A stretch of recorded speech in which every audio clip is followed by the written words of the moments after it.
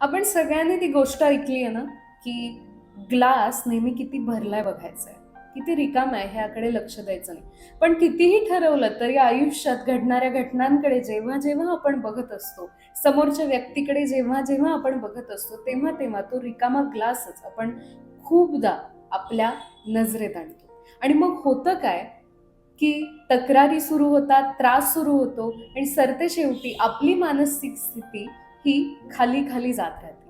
आपल्याला करायचं काय आहे, घडलेल्या घटनांकडं, व्यक्तींकडं एका वेगळ्या दृष्टिकोनातून बघायला शिकायचंय.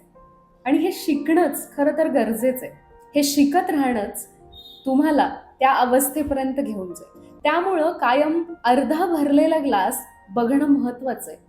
घडलेल्या घटनांमध्ये, घडलेल्या सिच्युएशन्समध्ये, व्यक्तींमध्ये मी कसा चांगला अर्थ लावू शकतो, मी कसा चांगला अर्थ ह्या घटनेला देऊ शकतो, ह्याकडे नेहमी नेहमी लक्ष द्या. मग बघा, तुम्हाला वेगवेगळे अर्थ मिळायला लागतील. त्या सिच्युएशन्समुळे होणारा त्रास कमी होऊन त्यामध्ये अनेक संधी दिसायला लागतील. त्यामुळं आजपासून अर्धा भरलेला ग्लासच बघत राहायचंय आणि तो पूर्ण कसा भरला जाईल ह्याकडे लक्ष द्यायचं.